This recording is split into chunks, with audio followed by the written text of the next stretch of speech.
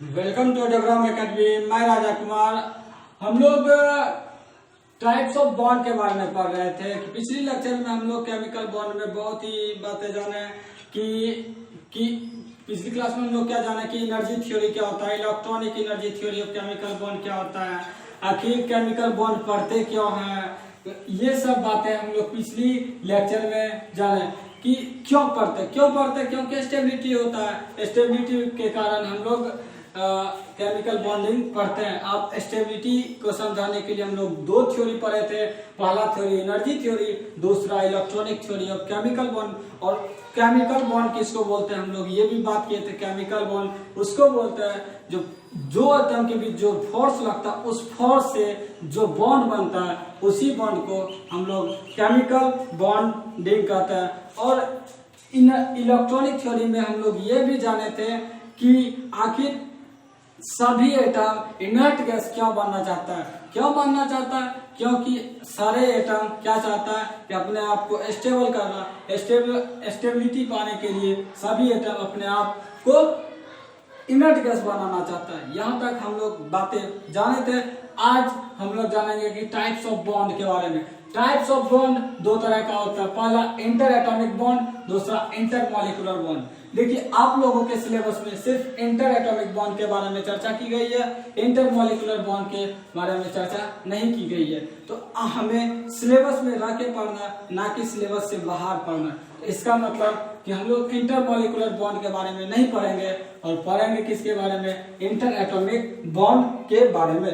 तो देखिए inter atomic bond में होता क्या है। इंटर एटॉमिक बॉन्ड जो है स्ट्रॉन्ग नेचर का होता है। कैसा होता है? स्ट्रॉन्ग नेचर का होता है। ये इंटर एटॉमिक बॉन्ड, सबसे पहले ये जान लेते हैं कि इंटर एटॉमिक बॉन्ड क्या होता है। इंटर एटॉमिक बॉन्ड बहुत ही तरह का होता है। पहला चार मतलब लगभग तीन तरह का, मुख्यतः तीन तरह का, लेकिन चार तरह का हम लोग पढ़ेंगे। तो पहला आयनिक बॉन्ड, पहला क्या होता है? आयनिक बॉन्ड, ठीक। और दूसरा होता है कोवैलेंट बॉन्ड। क्या होता है? Covalent bond. Inter atomic bond में पहला बॉन्ड किसके बारे में पढ़ना है? आयनिक बॉन्ड के बारे में, दूसरा कोवैलेंट बॉन्ड के बारे में, और तीसरा कोऑर्डिनेट बॉन्ड के बारे में। आप लोग कहीं देखे होंगे कि ऐसे कहीं देखे होंगे कि सोडियम इससे ऑक्सीजन ब्रोमीन के साथ ऐसे बॉन्ड बनाया हो, तो एरो की तरह। इसी बॉन्ड को हम लोग कोऑर्डिनेट बॉन्ड बोलते हैं। क्या बोलते हैं? Coordinate bond. और हम लोग इस इंटर एटॉमिक बॉन्ड में ही कोऑर्डिनेट बॉन्ड के बारे में भी जानेंगे, कोऑर्डिनेट बॉन्ड। और चौथा होता है मेटालिक बॉन्ड, ठीक। तो एक एक करके हम लोग सारे बॉन्ड के बारे में जानेंगे। पहले हम लोग आयनिक बॉन्ड पढ़ेंगे, उसके बाद कोवैलेंट बॉन्ड, उसके बाद कोऑर्डिनेट बॉन्ड, उसके बाद मेटालिक बॉन्ड, ठीक। तो अब पहले ये बात जान लेते हैं कि इंटर एटॉमिक बॉन्ड होता क्या है। Inter atomic bond strong nature का होता है। क्या होता है? स्ट्रॉन्ग नेचर का होता है, ठीक। तो पहला टॉपिक का क्या हो गया? Ionic bond. आयनिक बॉन्ड को पढ़ने से पहले हम लोगों को कुछ बातें जानना पड़ेगा। आयंस के बारे में जानना पड़ेगा। आखिर आयंस किसको बोलते हैं? आप लोग जानते होंगे कि आयंस किसको, पॉजिटिव निगेटिव को क्या बोलते हैं? आयंस, कैटायन एनायन को आयंस बोलते हैं। मतलब आयंस उसको बोलेंगे विद्युत आवेश से युक्त परमाणु के समूह को क्या बोलते हैं? आयंस। विद्युत आवेश से युक्त परमाणु के समूह को क्या बोला जाता है? आयंस। तो लिख लेते हैं इसकी परिभाषा, इसको हम मिटाते हैं। पहले हम लोग क्या जानेंगे कि आयंस किसको बोलते हैं? आयंस,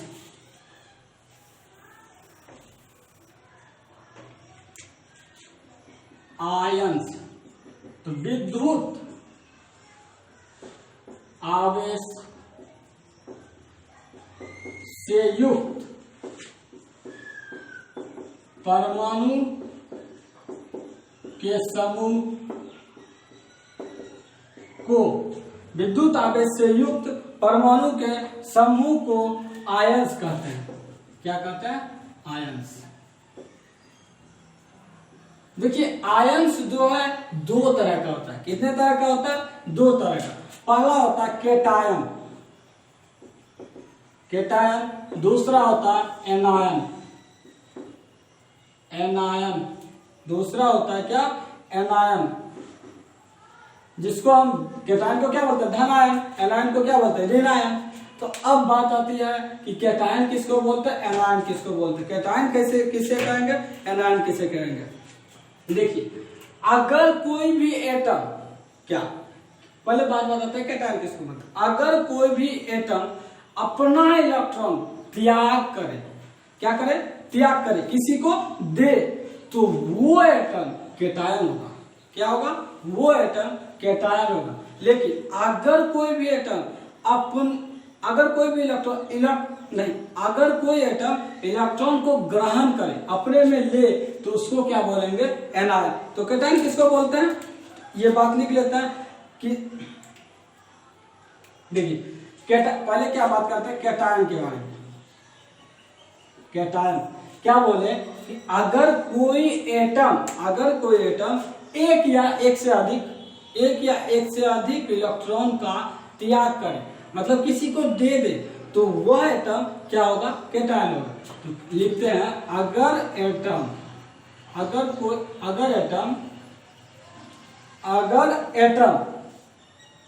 एक या एक से अधिक इलेक्ट्रॉन का त्याग करे, त्याग मतलब क्या, दे दिया किसी को, त्याग करे, तो उसे कैटायन कहते हैं, कैटायन कहते हैं। अब बताइए कि अपने मन से तो इलेक्ट्रॉन नहीं दे देगा, एक या दो, अगर क्यों देगा इलेक्ट्रॉन, वही फंडा आ जाता है। इलेक्ट्रॉन क्यों देगा, क्योंकि वो स्टेबिलिटी पाने के लिए देगा। जैसे मान लीजिए कि एग्जांपल ले लेते हैं, एग्जांपल में मान लीजिए सोडियम ले रहे हैं, क्या ले रहे हैं, सोडियम। तो सोडियम का कॉन्फ़िगरेशन लिखिए 2 8 1। देखिए इसके लास्ट ऑर्बिट में कितना इलेक्ट्रॉन आ गया, एक इलेक्ट्रॉन आ गया। लेकिन अगर ये एक इलेक्ट्रॉन अपना निकाल दे, तो ये क्या हो जाएगा, 10 क्या होता है, इनर्ट गैस। तो इनर्ट गैस बन जाएगा ये। अगर ये इनर्ट गैस बन जाएगा तो इसका मतलब क्या, ये स्टेबल हो जाएगा। इसलिए ये अपना एक इलेक्ट्रॉन त्याग कर देगा, किसी को दे देगा, तो मतलब एक इलेक्ट्रॉन त्याग कर देगा। ऐसे ही अगर सोडियम क्या करेगा, एक इलेक्ट्रॉन का त्याग करेगा, तो क्या बनेगा, देखिए अगर एक इलेक्ट्रॉन का इलेक्ट्रॉन त्याग करे कैटायन, तो क्या आता है, उस पर पॉजिटिव चार्ज। देखिए इसी को ना बोलते हैं कैटायन, ये क्या हो गया, कैटायन। इलेक्ट्रॉन क्यों त्याग किया, क्योंकि उसे स्टेबिलिटी मिल रही थी, इनर्ट गैस बन रहा था, इसलिए वो इलेक्ट्रॉन त्याग किया।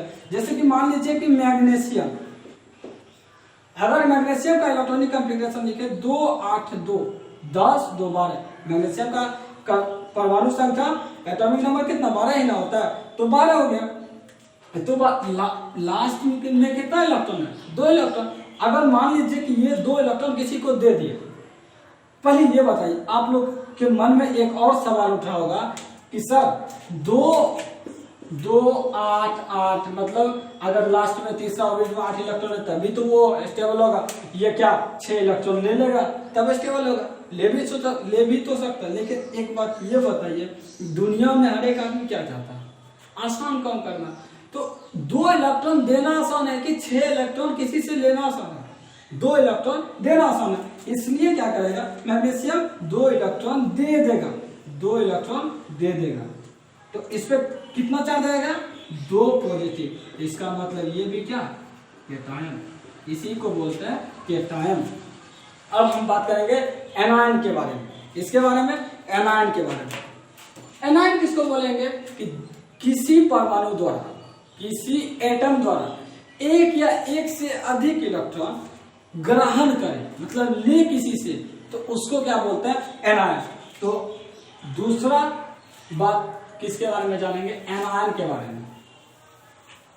कैटायन समझ में आ गया सभी को कि इलेक्ट्रॉन अगर त्याग करे तो उस पर कौन सा चार्ज आता है, पॉजिटिव चार्ज। अगर इलेक्ट्रॉन त्याग करे तो पॉजिटिव चार्ज, अगर इलेक्ट्रॉन ग्रहण करे तो एनायन बनेगा। इसका मतलब उस पर कौन सा चार्ज आएगा, निगेटिव चार्ज।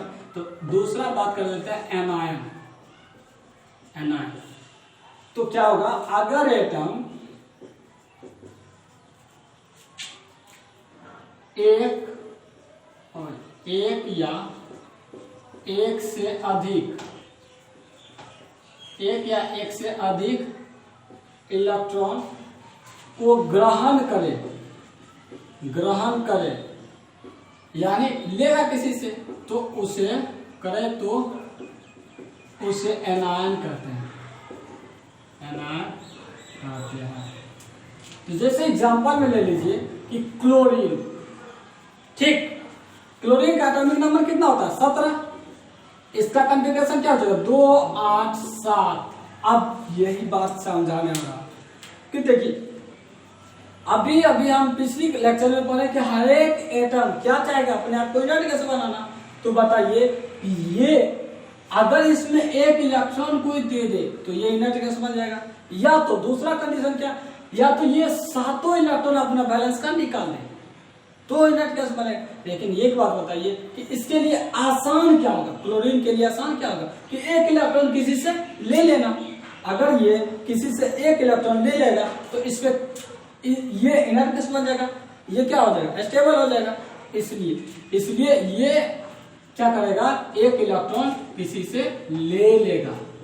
इसका मतलब एक इलेक्ट्रॉन अगर ये लेता है तो इस पे निगेटिव चार्ज आता है। जैसे मान लीजिए कि ऑक्सीजन भी एक एनायन है, O2 माइनस, ये सब ढेर सारे। तो दूसरा ये हो गया, ठीक। तो हम लोग कैटायन और एनायन के बारे में जान गए। तो इसके बाद हम लोग आयनिक बॉन्ड, मैं ये पढ़ने का पर्पज क्या था, हमें आयनिक बॉन्ड समझ में आ जाए। तो दूसरा टॉपिक मतलब अब मेरा हेडिंग आता है कि आयनिक बॉन्ड किसको बोलते हैं। आयनिक बॉन्ड किसको बोलते हैं, तो आयनिक बॉन्ड के बारे में हम बात करते हैं। आयोनिक बॉन्ड, देखिए आयनिक बॉन्ड किसको बोलते हैं। मान लीजिए कि ए है, ये बी है, ठीक। ये ए क्या इस बी को एक इलेक्ट्रॉन दे दिया। तो अभी हम समझाए क्या, अगर इलेक्ट्रॉन त्याग करे तो उस पर कौन सा चार्ज आएगा, पॉजिटिव चार्ज। कहता है अगर इलेक्ट्रॉन ग्रहण करे तो उस पर कौन सा चार्ज आएगा, निगेटिव चार्ज। तो ए इलेक्ट्रॉन बी को दे रहा है, इसका मतलब कि ए पे कौन सा चार्ज आएगा, पॉजिटिव चार्ज।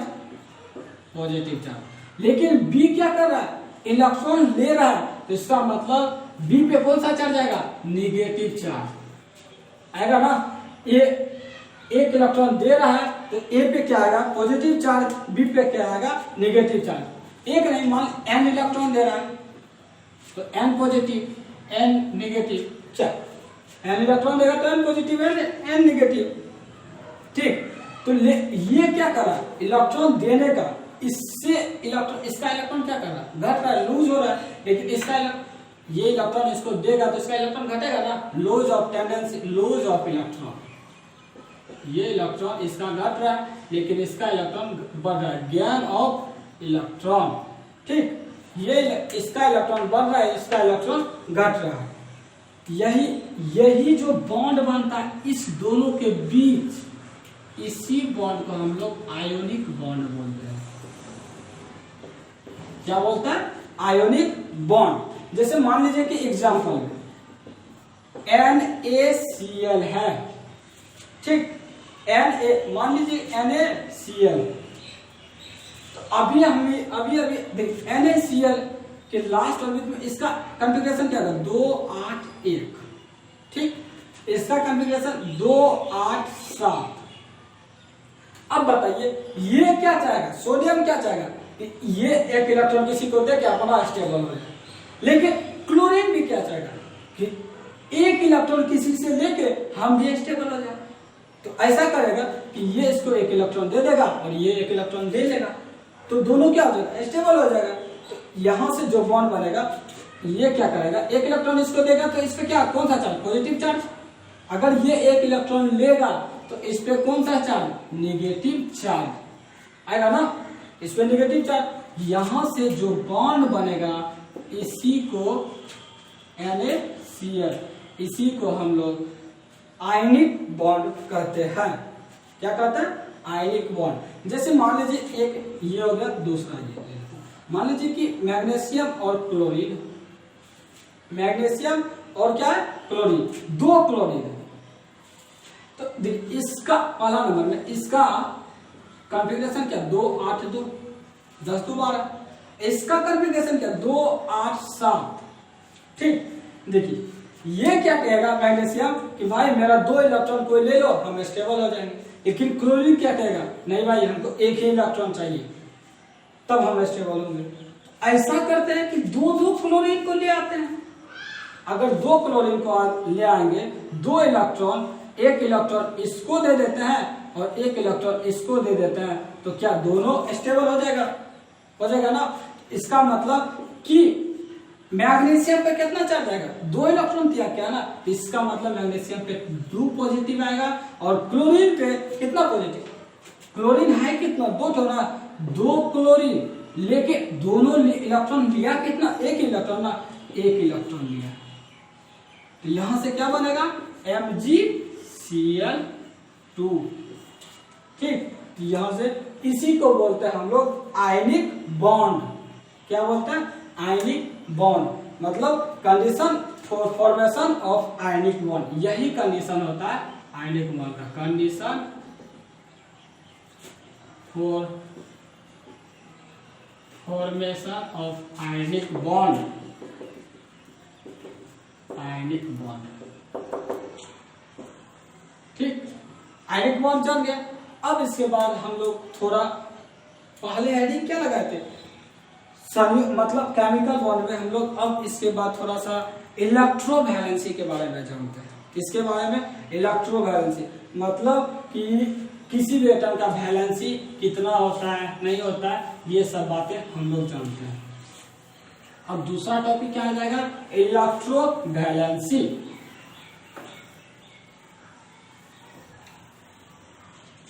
दूसरा आ जाएगा इलेक्ट्रोवैलेंसी।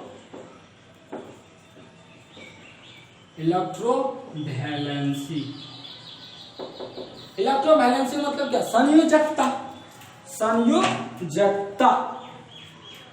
अब इलेक्ट्रोवैलेंसी कहते हैं किसको? देखिए, इलेक्ट्रोवैलेंसी हम उसको कहते हैं जितना इलेक्ट्रॉन का त्याग करे या जितना इलेक्ट्रॉन ग्रहण करे वही उसका वैलेंसी होता है। सोडियम कितना इलेक्ट्रॉन त्याग कर रहा था? 1 इलेक्ट्रॉन। इसका मतलब कि सोडियम का वैलेंसी कितना होता है? 1। संयोजकता कितना होता है? 1। क्लोरीन कितना इलेक्ट्रॉन ले रहा था? 1 इलेक्ट्रॉन। उसको क्या बोलेंगे? क्लोरीन का वैलेंसी कितना होता है? 1। तो सीधी सीधी बात है, इलेक्ट्रोवैलेंसी किसको बोलते हैं? कि number of loses of electron या number of gain of electron.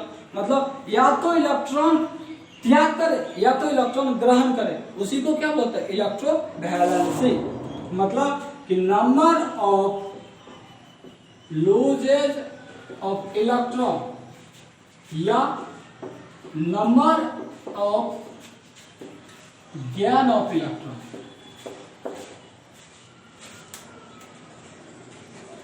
ठीक, दो इलेक्ट्रोवैलेंसी किसको बोलते हैं? या तो इलेक्ट्रॉन को वो त्याग करे या तो इलेक्ट्रॉन ग्रहण करे। जितना इलेक्ट्रॉन त्याग करेगा, ग्रहण करेगा, उसी को क्या बोलते हैं? वैलेंसी।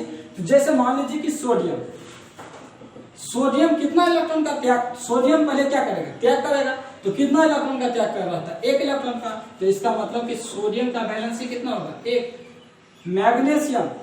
मैग्नीशियम कितना इलेक्ट्रॉन का त्याग कर रहा था? 2 8 2 होता है। तो ये 2 इलेक्ट्रॉन त्याग करेगा, तो इसका मतलब कि मैग्नीशियम का वैलेंसी 2 हो जाएगा। जैसे मान लीजिए क्लोरीन क्या करेगा? इसका इलेक्ट्रॉनिक कॉन्फ़िगरेशन 2 8 7। तो ये क्या करेगा? 1 इलेक्ट्रॉन लेगा। तो ये क्या नंबर, 1 इलेक्ट्रॉन ले रहा है तो ज्ञान कर रहा है, तो 1 इलेक्ट्रॉन ले रहा है, तो इसका मतलब क्लोरीन का वैलेंसी कितना होगा? 1। ठीक, इसी तरह एल्युमिनियम क्या करेगा?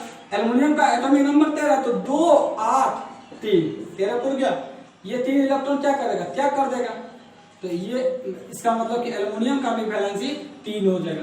यही हो वैलेंसी किसको बोलते हैं कि जितना इलेक्ट्रॉन त्याग करे या जितना इलेक्ट्रॉन ग्रहण करे उसी को हम इलेक्ट्रोवैलेंसी बोलते हैं।